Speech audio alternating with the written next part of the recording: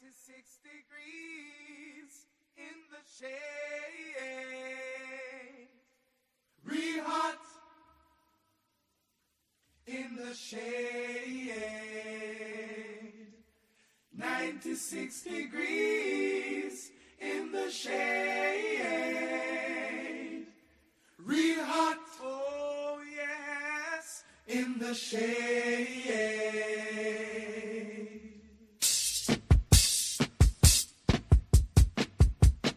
Said it was 96 degrees in the shade.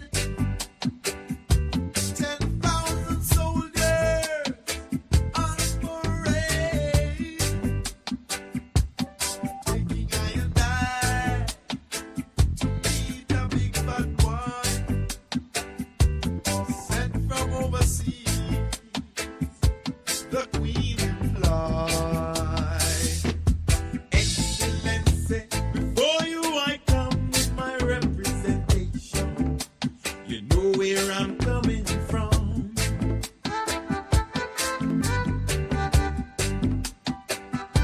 You caught me on the loose, fighting to be free. Now you show me a noose on the cotton tree. Entertainment for you, martyrdom for me. 96 degrees in the shade. Real hot, yes, in the shade. 96 degrees in the shade. Real hot, oh yes, in the shade.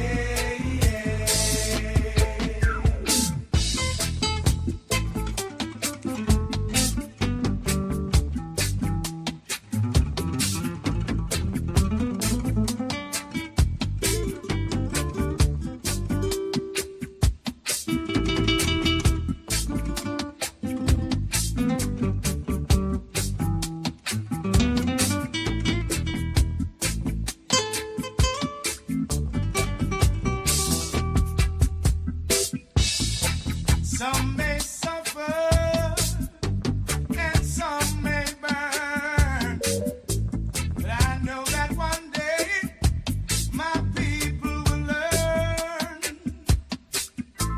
As sure as the sun shines way up in the sky, today I stand here a victim.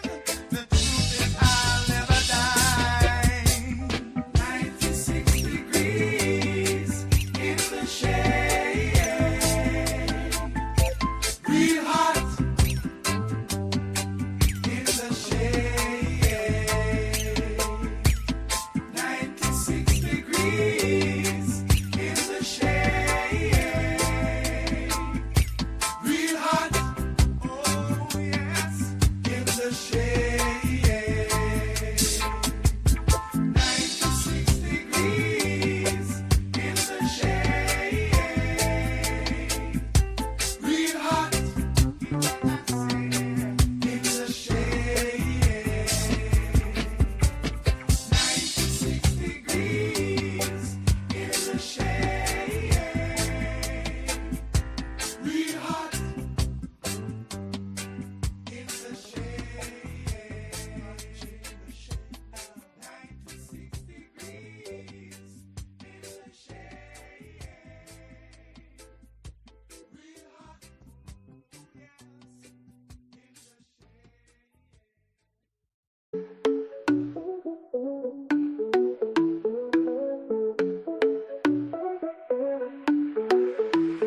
Tune in, I feel alive. Cove-TV sets the vibe.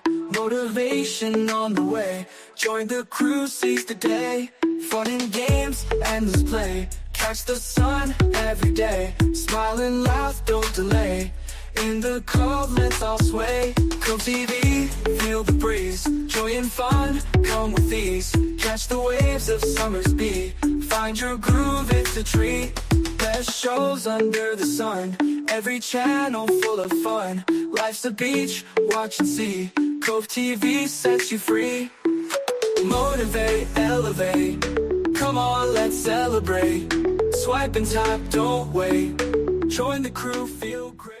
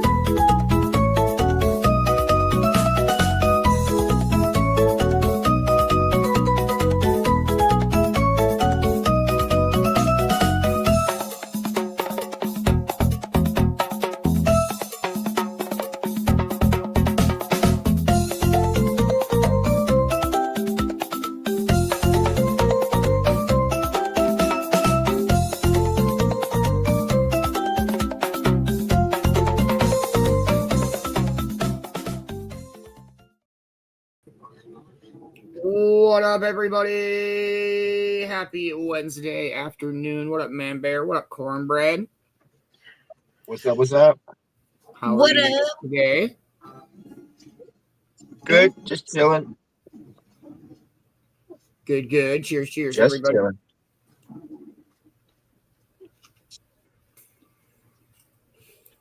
What up, Boxman? How are you? I hope you're having a dope day. What's going on, Kay? How you doing today? Hey, Ma. I hope you're having a good afternoon. What up, Celos? Rule 5, man. I hope you're having a wonderful day. What's going on, CJ? Hope you're having a wonderful Wednesday. What up, motherfucking smoker? I hope you're having a good afternoon.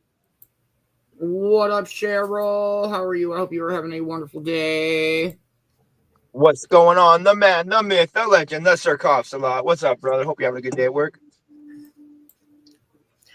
What up, Jeremy Snyder? I hope you are having a good afternoon.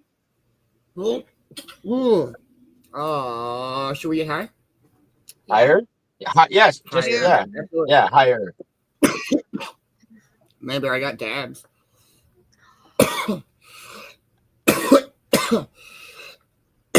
Lemon cherry soap.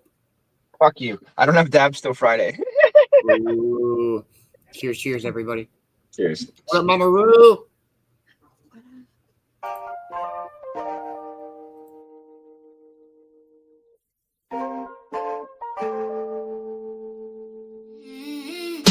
Can we stay in bed for 2 minutes longer?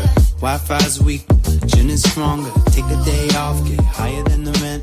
Some mistakes I make again. It don't matter anymore, cause all I have is now. I know I'll get through the day. Girl, don't ask me how. Take me back to simpler times. Love me like 1995. You don't know about us when the going gets tough. Take me back to simpler times. Love me like 1995. You don't know about us when the going gets tough.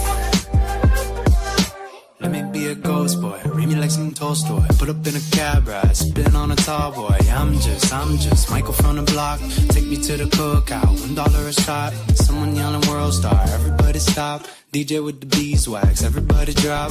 You say no, Drake, take request then. Less than, I finna make an intervention. Polaroid pictures, follow mention. Requesting another floppy by Preston. I'ma be the weekend, you scissor me. I'm a John Lennon girl, just let it be. It don't matter anymore, cause all I have is now. I know I'll get through the day. Girl, don't ask me how. Take me back to simpler times. Love me like 1995. You don't know about us when the going gets tough. Take me back to simpler times. Love me like 1995. You don't know about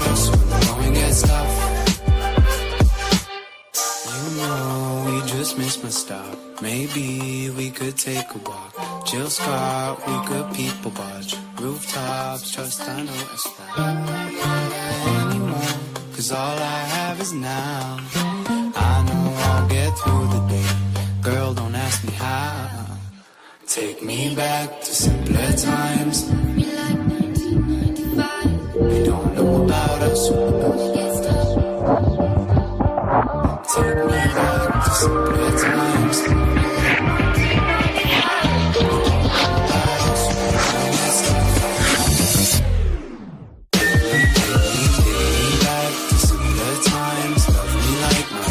They don't know about us when the going gets tough. Take me back to simpler times. Love me like 1995. They don't know about us when the going gets tough.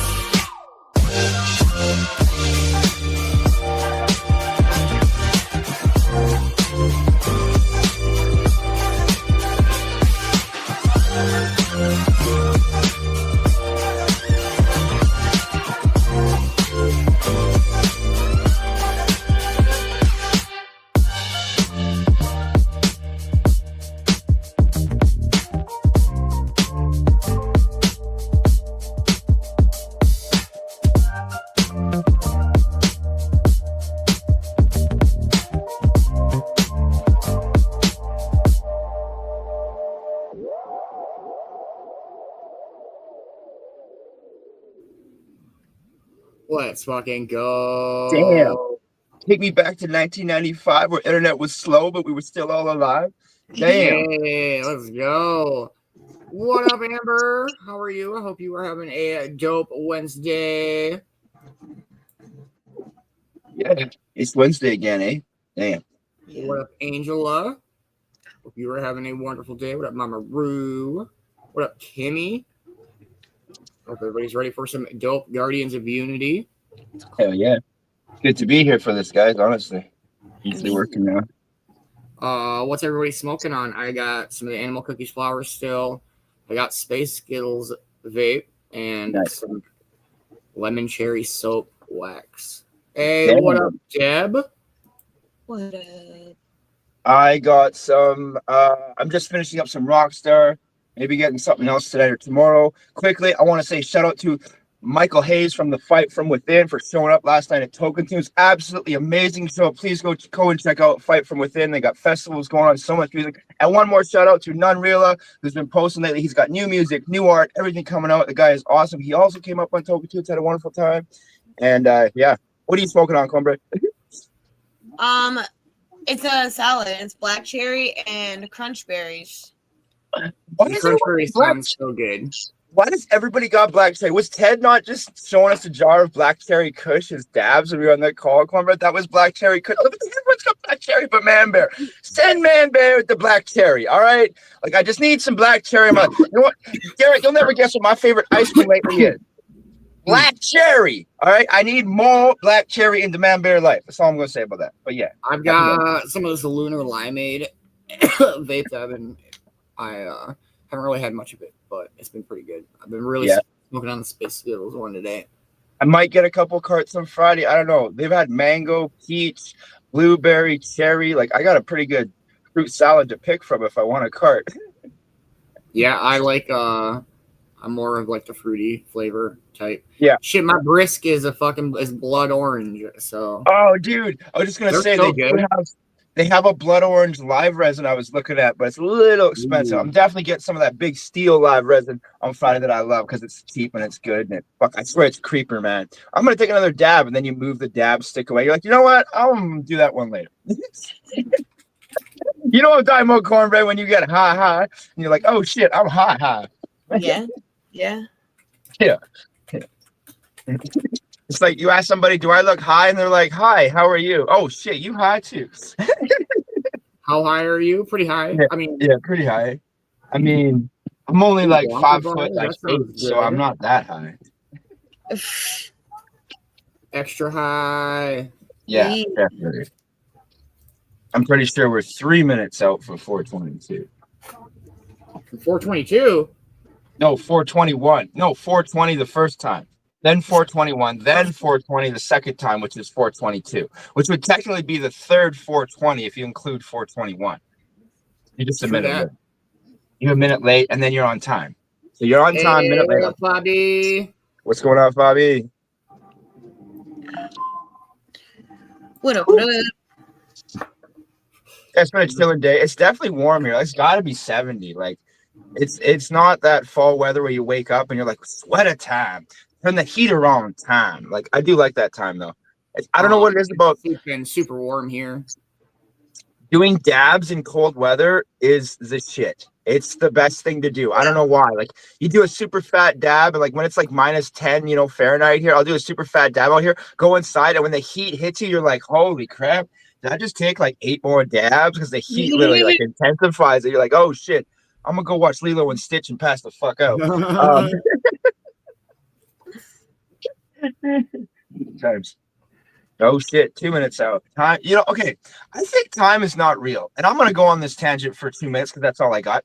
I don't think time is real. Sometimes when I'm doing something, I'll look at the clock, do a whole bunch of shit, look back at the clock, and it's like 2 minutes later. And I'm like, there's no fucking way that was only 2 minutes.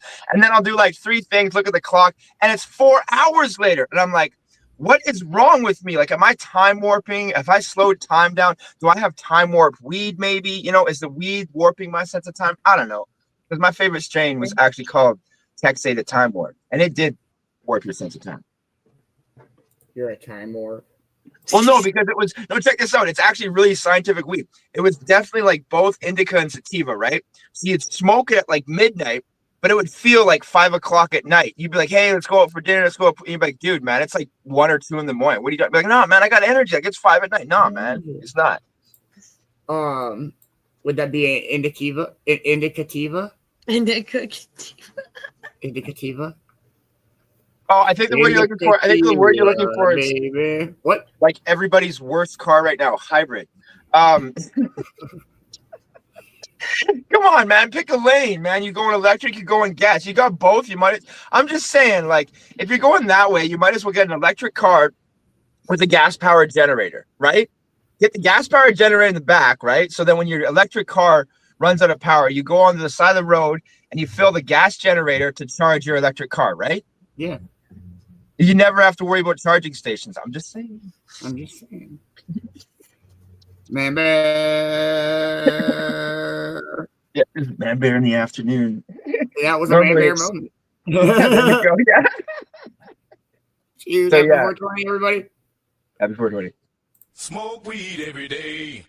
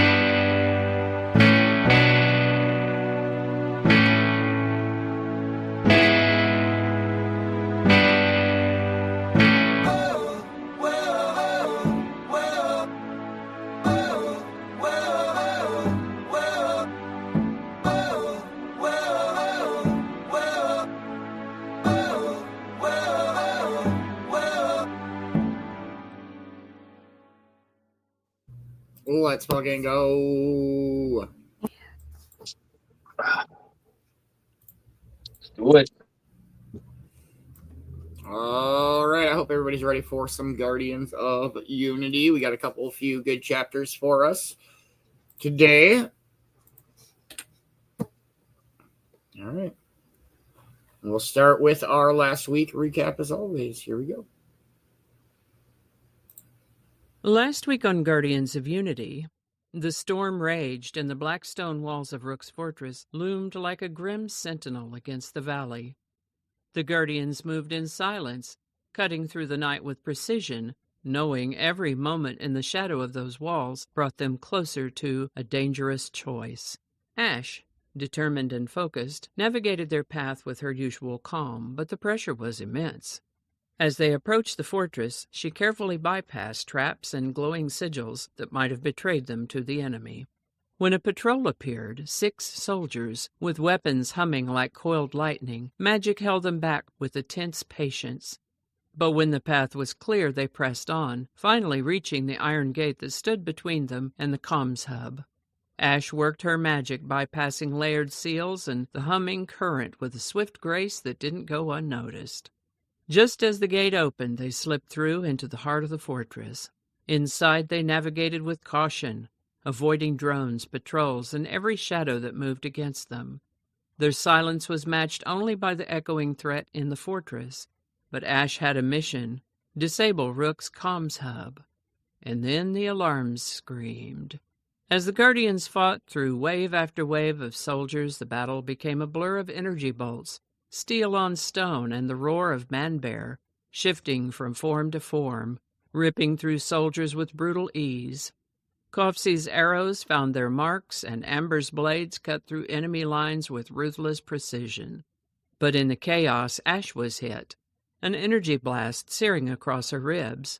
Magic's protective fury surged, and the group fought back with everything they had, pushing through the fortress's defenders. They finally made it to the tunnel, but the cost was evident. Ash was hurt, and the fortress had already begun to sound its alarm. And then the storm outside greeted them with open arms as they broke free from the fortress walls. Drenched but alive, Ash managed a faint smile. We made it. But they knew this was just the beginning. Stay tuned for this week's Guardians of Unity, where the storm outside is just beginning, and the path forward is lined with dangers both old and new.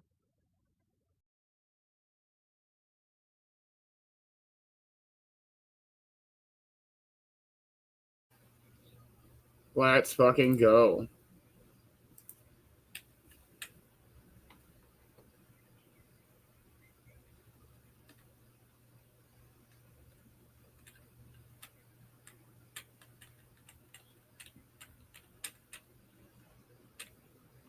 All right, here we go. Chapter 212. Hey, what up, Ash? Hope you're having a wonderful Wednesday. Here we go. This is our first chapter, so you're just starting. Morgan. Easy, yo.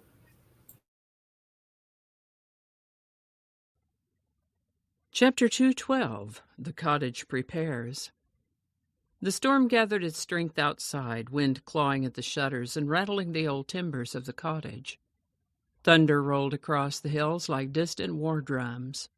Flashes of lightning painted the room in stark whites and shadows, only to vanish again into the warm glow of the hearth. Yet within the cottage warmth still held. Firelight flickered across sturdy walls, the air filled with the scents of bread, herbs, and damp wood. It was no fortress, no war camp, just a home being readied as best it could. Kay, Kells, and Heather worked near the windows, speaking in low tones about the village. "We'll need lanterns hung by the road," Kay murmured, checking the shutters for the 3rd time. Her fingers lingered at the hinges, testing them with brisk precision. "People will need to see where to shelter when the storm breaks." Heather balanced a hammer on her hand, rolling it thoughtfully between her fingers. She smirked, nodding toward the window as thunder cracked again. "Sounds like Tempest herself is trying to tune a drum. I swear I can hear her laughing at us." Kells braced a plank against the wall and drove it into place with steady force. Sawdust clung to her sleeves and sweat gathered at her brow, despite the chill draft. Loose gates, too. If they go flying, we'll have more than just rain to worry about. Her tone carried the weight of someone who was already imagining every possible failure, and already planning how to prevent it. In the corner, Amos straightened with a small armful of firewood. His steps were careful, his muscles still remembering the weeks of weakness, but there was strength in him again. The firelight caught the determination in his face, the stubborn set of his jaw. Everyone noticed, though none said it aloud. Still, side smiles and knowing glances passed between them, quiet pride stitched into the fabric of the room. "Careful now," Ma said gently from her chair, tying bundles of herbs together with slow, practiced fingers. The air filled with sharp scents of sage and rosemary. "Don't go proving too much all at once." Amo grinned, dropping the wood into a stack with a satisfying thud. "What, you think I forgot how to carry wood?" Kells smirked, not looking up from her work. "Forgot? You never knew how." Laughter rippled through the room, breaking the tension like a crack in the storm. Even Morgan thumped her tail against the floor, padding over to rest her head on Amo's leg. The pit bull's steady presence drew a rare softness into Amo's grin. "Sit down for 5 minutes," CJ teased as she handed him a steaming mug. Her apron was dusted with flour, evidence of bread baked earlier. "You're making the rest of us nervous." Amo raised the mug in mock salute, steam curling up into his face. "If I sit, you'll never get me up again." Kay moved past them with her usual clipped pace, lantern in one hand, her mind already racing. She muttered under her breath, 3 steps ahead, always 3 steps ahead, as she checked the oil level. CJ, leaning against the table, grinned. "Half squirrel, half general. If you start hoarding acorns in the cellar, I'm saying something." Kay shot her a sharp look, but couldn't hide the twitch of a smile. The tension in her shoulders eased, if only for a moment. Near the hearth, Yerp hefted another armful of heavy logs, stacking them by the doorway with a grunt. Water dripped from his hair and sleeves, leaving dark spots on the floorboards. "Big guy work," he grumbled theatrically, voice deep with mock complaint. Morgan barked once as though agreeing. Yerp chuckled, shaking his head. "At least someone understands. Loyal dog's got more sense than half of you." Heather dragged a stool toward a drafty window, testing the shutter with the flat of her palm. It rattled against its frame, earning her a scowl. "If this thing rattles once more, I'm sleeping outside just to spite it," she muttered, drawing another round of laughter. Kells kept busy at the door, sliding a bolt into place before glancing at Amo again. "Don't make me carry you back to bed." Amo grinned through a sip of tea, his voice light but defiant. "You couldn't if you tried." CJ set down a basket of bread on the table, the warm smell rising to fill the space, mingling with wood smoke. She moved between them easily, keeping cups filled, hands busy, smiles ready. She touched Ma's shoulder lightly as she passed, her presence as steady as the firelight. The cottage wasn't perfect, but it felt alive. It felt like home. Through it all, Ma moved with calm precision, tying bundles of herbs over the doors and windows, her voice soft but carrying. "Don't forget the lantern by the back door. Shadows like to creep where it's darkest." Her words silenced the room for a breath, grounding them. And when the thunder boomed again, closer this time, Ma straightened, her eyes narrowing toward the storm. She stood taller than before, her hands steady even as the wind screamed louder. "That's not just thunder," she said at last, her voice grave. The room stilled. Smiles faded, laughter softened. Kels's hands froze on the door bolt. Kay's lantern flame trembled. Even Yerp set his last log down more carefully than usual. Yet beneath the weight of Ma's words, the warmth of the home remained. A fire crackling, bread on the table. Morgan curled at Amo's feet. The shutters were firm, the firewood stacked, the lanterns trimmed. Not a fortress, but a home braced against the storm. As the wind howled harder, the guardians and their kin settled into tense quiet, the storm pressing closer, the walls of the cottage groaning under the force of it. Amo stood by the window, one hand braced against the sill, Morgan at his feet. Lightning flashed, illuminating the fields beyond in stark white. For an instant the world seemed to pause, rain slashing sideways, trees bending under the gale, and the line of dark clouds marching closer with purpose. He leaned forward, his breath steady, his stance firm, feeling the weight of the moment pressing in. Alive, standing, and ready for what came next. What up, Autumn? What's going on, Adam? Hope everybody's having a dope Wednesday. Hell yeah. It's good. All right.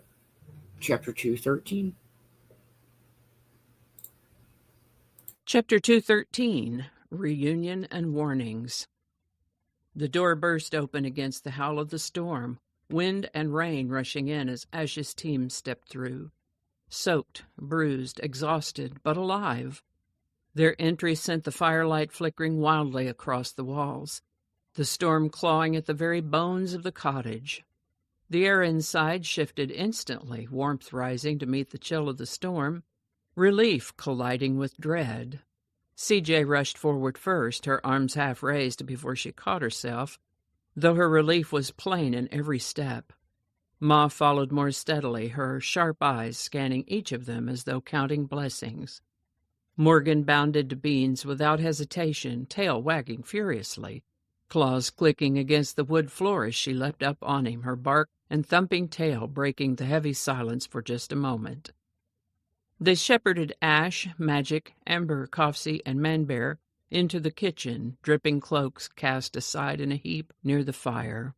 The table was hastily cleared, bread pushed into baskets, mugs of tea shuffled away to make room for maps, scraps of parchment, and the dripping ink of urgent notes.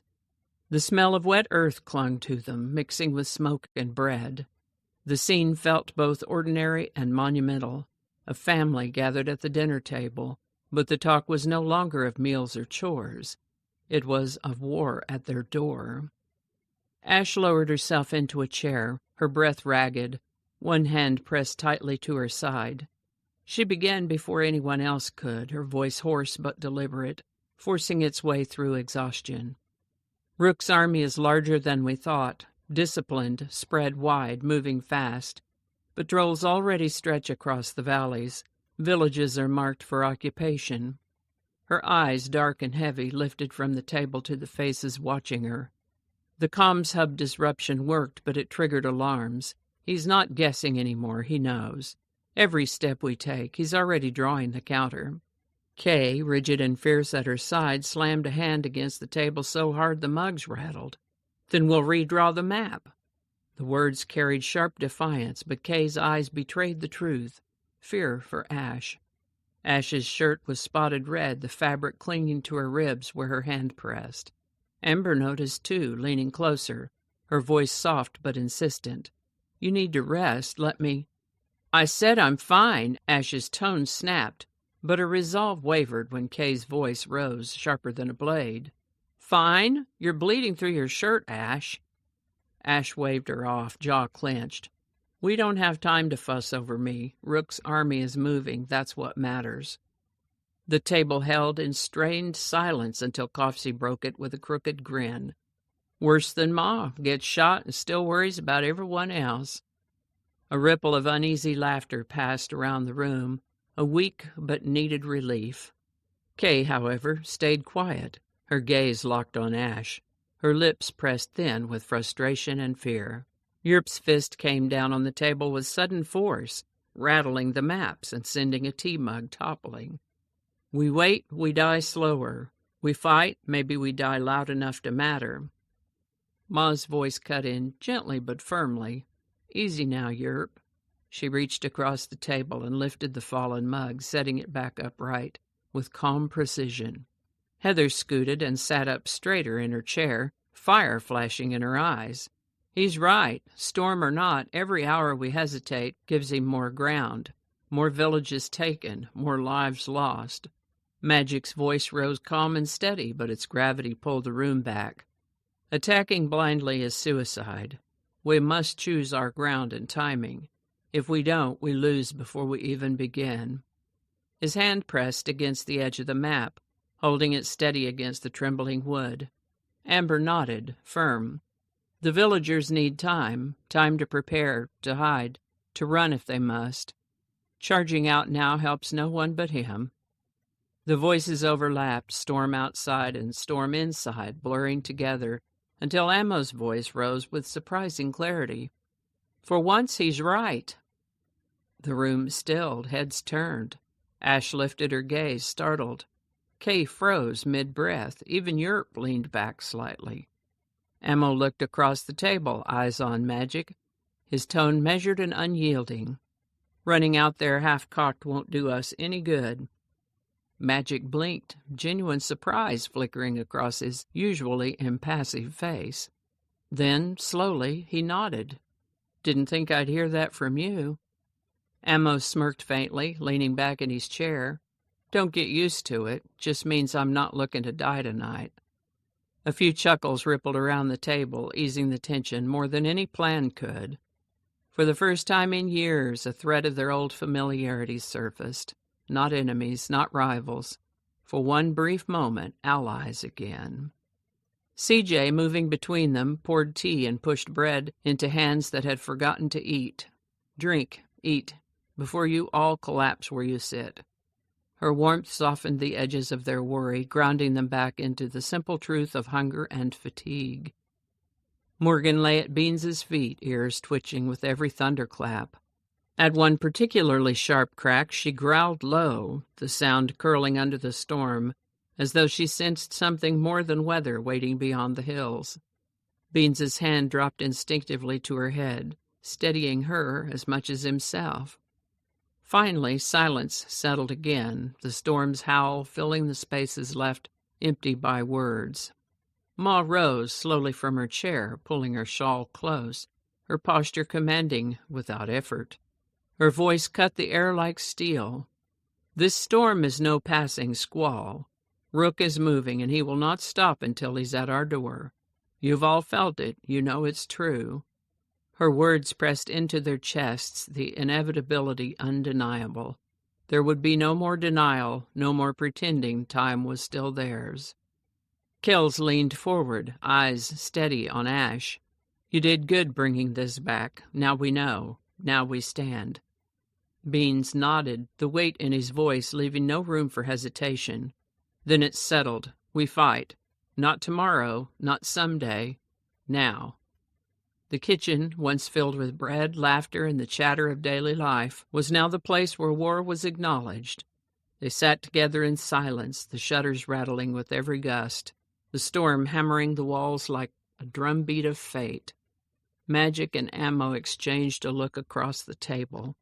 Not the wary stare of old wounds, but the faintest spark of their bond flickering back into life, fragile but real. Kay, still watching Ash, clenched her jaw against the words she couldn't force out, her fear tangled tight. The war was coming, and with it, the fight to keep each other alive.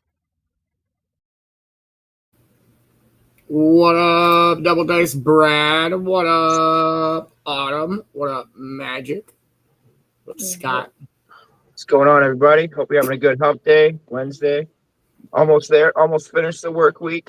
It's going to be a good end of the week. We got a lot in store for you, including some more Guardians of Unity coming up here. So I'm absolutely loving it. I'm so glad I got to catch it today, guys. Yes. Yeah. This next one's really good, everybody. Let's go. Chapter 214, here we go. Chapter 214, The Storm Unleashed. The first unnatural gust tore through the valley with a howl so fierce it shook the cottage walls and rattled every shutter. The air thickened instantly, heavy and electric, each breath carrying the metallic tang of ozone, as though lightning itself had seeped into the lungs of all who inhaled. It felt as if the world were holding its breath before plunging into something inevitable and merciless. Above, the clouds churned like a roiling ocean, folding into themselves, devouring the stars one by one, until the night sky was erased in total black. The storm did not arrive as weather often does. It detonated. Ma moved toward the nearest window, her shawl drawn close as she peered out into the swirling dark. Her voice was low, uncertain, but it carried enough to hush the room. "Hey, everyone, something is happening." She couldn't yet name it, but instinct told her the storm was more than weather, and it wasn't a warning. Rain lashed sideways in vicious sheets, stinging exposed skin until it burned. Snow whirled into the downpour, veiling sight with blinding white, only to be pierced by hailstones that shattered roof tiles and dented doors with merciless rhythm. Every season collided, stitched together into a single unnatural fury. The sky wept ice and fire in equal measure, bound not by nature's will, but by something darker and deliberate. The Guardians pushed out into the storm, shouting to one another over the roar of the wind and rain. Their voices carried only in bursts, words ripped apart by the gale. Lightning flashed above them, casting their faces in stark light as they fought to stay together. The storm clawed at their cloaks, each step forward a battle, yet they pressed on into the chaos of the village square. The village unraveled into chaos, lanterns ripped free from their hooks, spinning out into the gale before their flames extinguished with sharp hisses.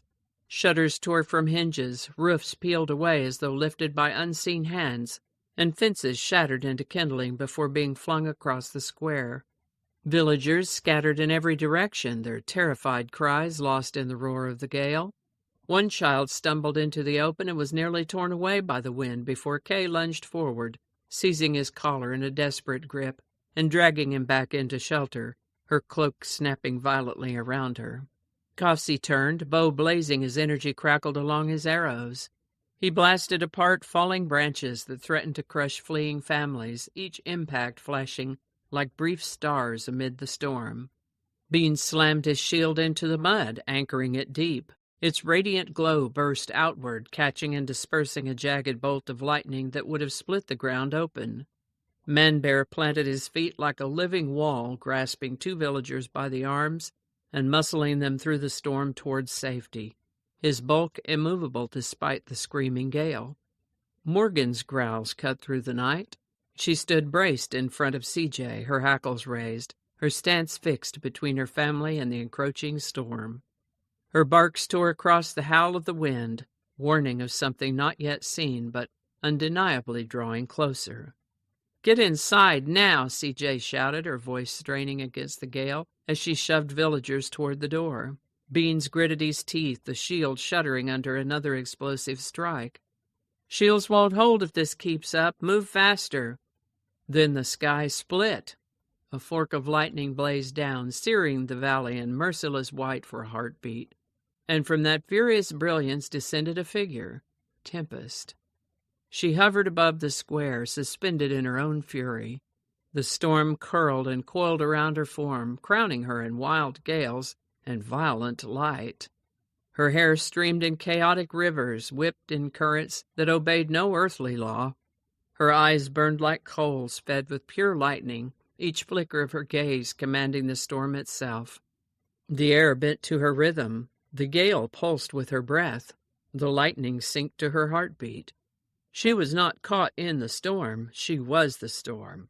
Her focus cut through the chaos and fell not on the scattered village, but directly upon Ma, CJ, and Magic. The tempest narrowed as though funneled into a spear point, intimate and lethal.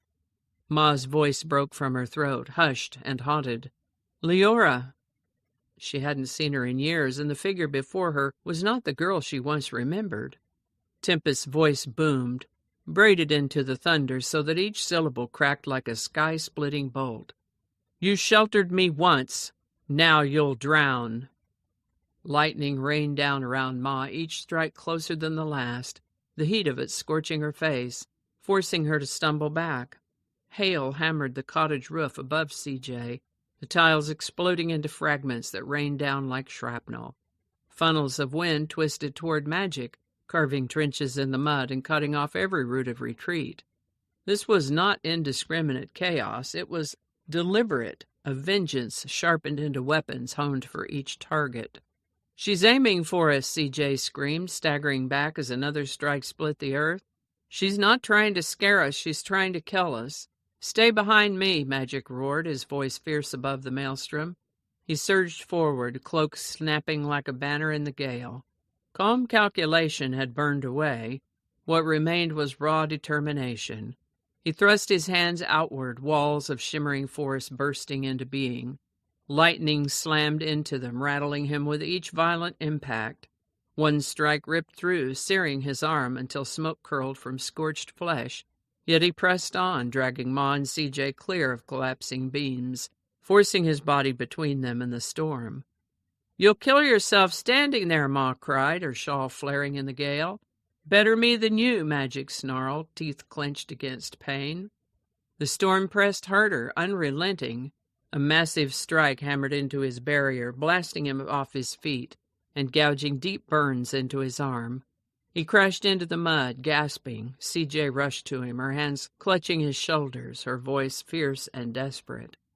"Don't you dare quit on me now." Magic's eyes opened, smoke curling from his fingertips. His voice came hoarse yet steady. "Not planning to." The winds ripped trees whole from their roots, hurling them across the square like toys. The village dissolved into ruin, mud and fire, shattered timbers, walls collapsing under Tempest's relentless force. Through it all, the Guardians held fast, their defense orbiting Magic's unyielding will. He was the axis on which their survival turned, though Tempest carved deeper wounds with every strike. She raised her arms, lightning flooding down in a fresh cascade. But before it struck, the shadows moved. Morgan lunged with a feral snarl, her teeth sinking into Tempest's forearm. The attack ripped through Tempest's concentration, her control faltering for an instant. Heather seized the moment. Her eyes blazed as she summoned her own storm-born gift, sculpting the gale into a sharpened spear of wind and electricity. With a cry that split the storm itself, she hurled it. The blast struck true, slicing across Tempest's ribs and staggering her midair. Blood spilled and mingled with the rain, a dark thread torn into the storm. For the first time, Tempest faltered. Her storm-wrapped body wavered, her rhythm broken. Heather's voice rose, fierce and defiant. "You're not the only one who can call the storm." Tempest's snarl cracked the night. "You'll regret that." For a breath, silence fell. The storm seemed to hesitate, every gust holding still. Then Tempest screamed, the gale surging back in violent answer. Her voice rolled like thunder across the valley. "This was only a whisper. Next time the storm will drown you all." She thrust out her arm and the world exploded. A wall of wind tore outward, flinging guardians and villagers alike into the mud. The ground shuddered under the impact, the air filled with screams, cracking wood, and thunder. By the time they dragged themselves upright, the square was empty. Tempest was gone. The storm rolled away with her, retreating into distance, leaving destruction in his wake. The village lay broken, roofs caved, walls splintered, the square littered with splintered beams and shattered glass. Fires sputtered in the rain, smoke curling into the air as frost clung to the wreckage. The Guardians gathered at the cottage's threshold. Magic stood scorched and shaking, yet still in front of Ma and CJ, his body a shield, even as it faltered. Heather crouched by Morgan, stroking her fur with trembling hands, both battered but unbowed. Relief flickered briefly. They had survived, and more, they had drawn blood. But the victory soured quickly. Tempest was not merely an enemy. She was vengeance incarnate. Even together, even at their strongest, they had barely survived her first strike. Ma's voice trembled, low and certain, each syllable heavy with dread. "I'm afraid that was only the beginning." And that is this week's Guardians of Unity. Damn.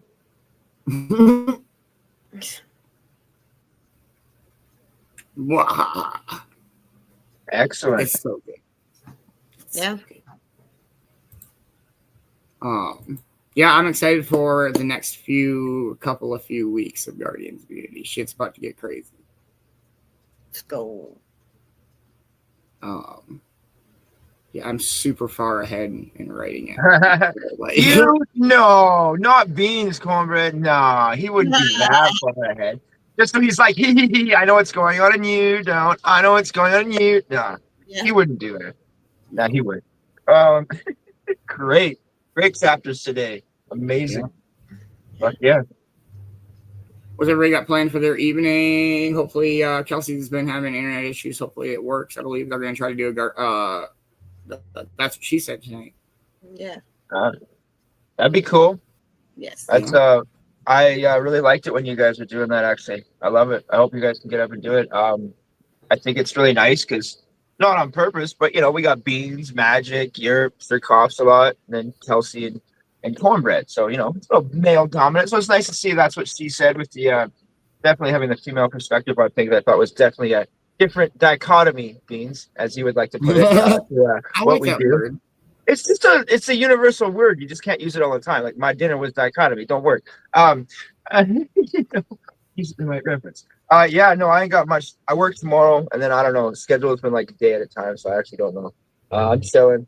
Might actually watch Happy Gilmore 2 tonight. I've been saying that for like a month, or however long it's been out. You've been saying that for a while. They took Brooklyn Nine-Nine off Netflix, so I'm sad. Yeah, that was what official as of yesterday. Today, midnight or whatever, because I watched the end of season 1 yesterday. I've watched it probably like from season 1 to 8-10 times at least. Dang. It's background noise. It's like watching The Simpsons for some people, or Family Guy, or that's like for me it was Dodgeball the movie I'd throw on when I was cooking dinner. Like I'd never watch it, but it was I could hear it. Yeah. I'd always hear that nobody makes me bleed my own blood, and I would laugh. That's such a great movie. Ben It Stiller's is. movie. Yeah. I guess they're coming out with a 4th Meet the Fockers next. Oh my god! Please tell me they're not. It's not. They're not moving to Butte, Montana. So it's Butte Fockers. See what you did there. Rip that off from Family Guy. Sorry, Seth. Right. Yeah, I got to work here in a bit and see what the evening brings. Nothing too crazy going on. Yeah.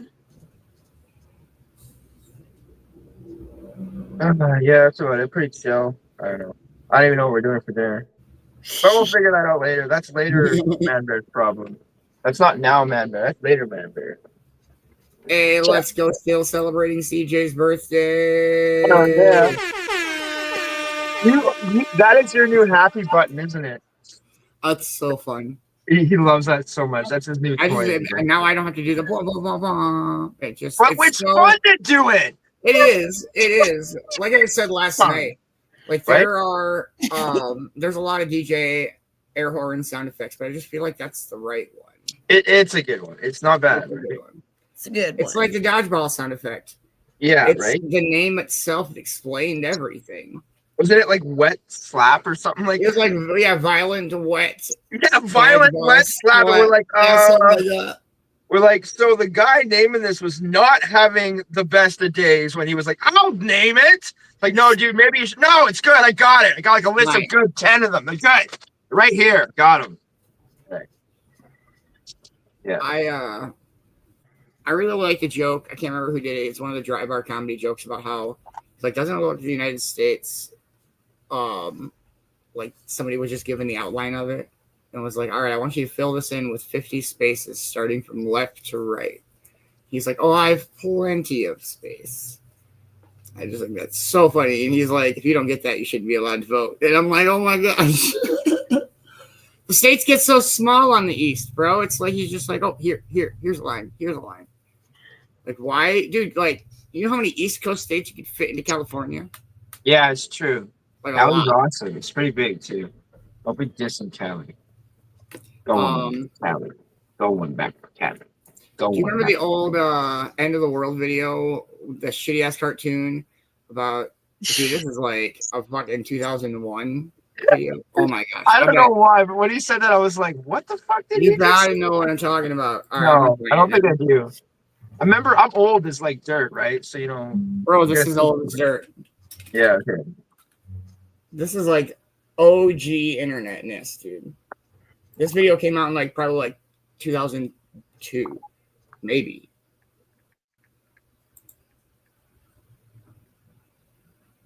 Oh man. I need a minute.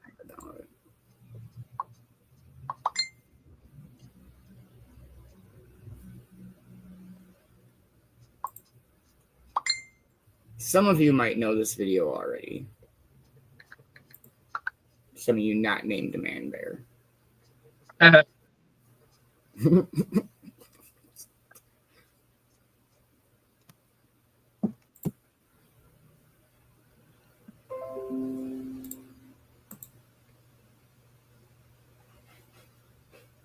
It's loading. I'm so sorry. What up, Sandra? What up? All right. Some of you may or may not have seen this in your times on Earth, but much love, Kay. Have a wonderful night. We'll catch you tomorrow morning. I'll catch you because I'll be out of work, so I won't see you.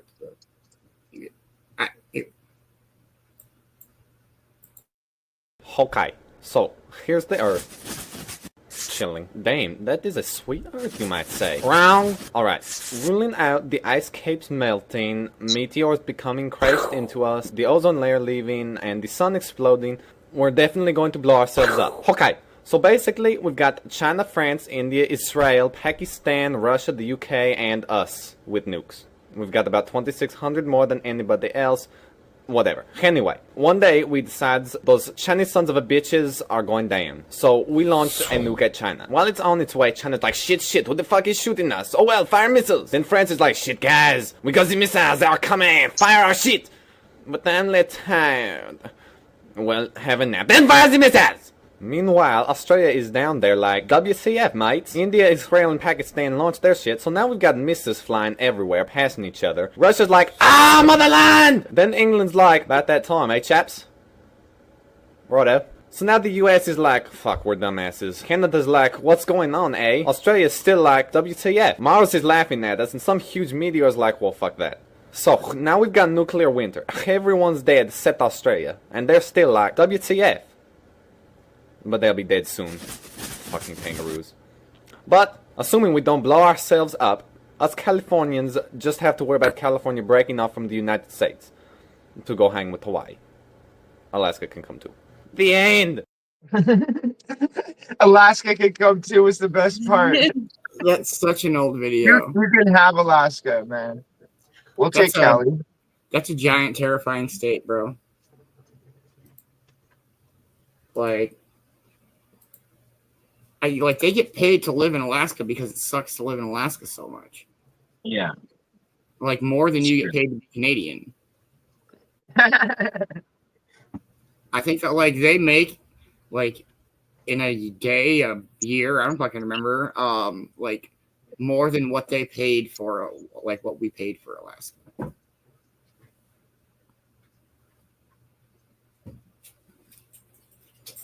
I don't know. You guys want to smoke one more and call it an afternoon? Yeah. Hell yeah, brother. Hell yeah, brother. All right, cornbread. Much love, everybody. Thank you for coming and chilling in the Cove. Guardians of Unity is always freaking amazing. I cannot wait. Cannot wait till next week. Let's fucking go. Make sure you follow everybody you interact with. Make sure you follow everybody in the Cove Production team because you don't want to miss out what's going on. It's fucking day. Let's go. Stay lifted, stay positive, and I will see y'all when I see y'all. Much love, everybody. What is up, everybody? Make sure you check on your friends and family because mental health is a journey, not a destination. We need to check on each other. Make sure you spread some love and positivity. Do something nice for yourself, something nice for strangers, something nice for your friends. And I will see you all tomorrow because it is Turf War Thursdays. Woo. Much love, everybody. Thank you guys so much for hanging out. It's been a dope-ass Wednesday. Hopefully, be able to do That's What She Said tonight. I hope everybody checks that out. I'll see everybody tomorrow morning, Cove-TV morning show. We got Dodgeball coming back tomorrow. It's been odd 2 weeks off, but we'll get back at it. Pick up where we left off. Hope everybody has a wonderful rest of your night. Please make sure you're following everybody on the Cove team. Make sure you're following Sir Costa a lot. Great Joker tunes last night.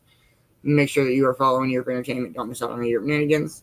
Make sure that you are following Michael Eco Man Bear. Don't miss out on all the vibes he brings to the show. Make sure you're following one of his 13 pages he's got now. Make sure that you are following the one and only Mad Productions. Don't miss out on all the music he's got coming out and that he has released. Make sure that you are following Kelsey Tabs. She's been having internet issues like crazy, so don't miss the Dabber Chick show. But there was no Dabber Chick show today. Make sure that you are following Cornbread. Don't miss out on all the vibes she brings to the show. And thank you to everybody that helps support Cove-TV. I'll make this possible. That being said, I hope you all have a wonderful night. And we'll catch everybody later. And I'll see you guys at some point. Cheers, cheers, everybody. Maybe. There. My goodness, Morgan.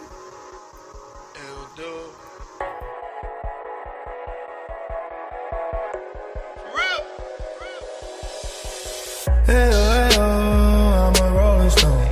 Don't knock on my door, cause I ain't never home. Don't knock on my door, if I'm home, I'm in the zone. Don't knock on my door, if I'm home, I'm home alone. Hey, I'm in my zone, yeah. Don't hit my phone, yeah. I'm in my zone, yeah. I'm in my zone, yeah. Don't hit my phone, yeah. Load up the beat, I'm on here flowing. I'm on the things that's more important. I gotta jump in Michael Jordan. Don't call my phone, I might ignore it. I'm in the booth, late night record. I'm in my zone, I see my target. I see your girl want more than tickets. She wanna see what's up and kick it. I ain't picking my phone, she got offended. She called me back in 20 minutes. I'm in my zone, I'm into. Hey, I'm a rolling stone. Don't knock on my door, cause I ain't never home. Don't knock on my door, if I'm home, I'm in the zone. Don't knock on my door, if I'm home, I'm home alone. Hey, I'm in my zone, yeah. Don't hit my phone, yeah. I'm in my zone, yeah. I'm in my zone, yeah. On another planet when I zone out. On another wave when I zone out. In another place when I zone out. Don't even try to talk when I'm zoned out. I'm too high, you gon' have to bring the drone out. Ribbon in the sky when I blow that smoke out. All blue hunters, pockets loped out. Shorty in the gym, that ass poke out. Couple white girls, bring the coke out. Smoking big green, bring the Hulk out. Don't knock on my door, cause you not invited. I might be home alone or I might be having a party. Hey, I'm a rolling stone. Don't knock on my door, cause I ain't never home. Don't knock on my door, if I'm home, I'm in the zone. Don't knock on my door, if I'm home, I'm home alone. Hey, I'm in my zone, yeah. Don't hit my phone, yeah. I'm in my zone, yeah. I'm in my zone, yeah. Hey, I'm a rolling stone. Don't knock on my door, cause I ain't never home. Don't knock on my door, if I'm home, I'm in the zone. Don't knock on my door, if I'm home, I'm home alone. Hey, I'm in my zone, yeah. Don't hit my phone, yeah. I'm in my zone, yeah. I'm in my zone, yeah.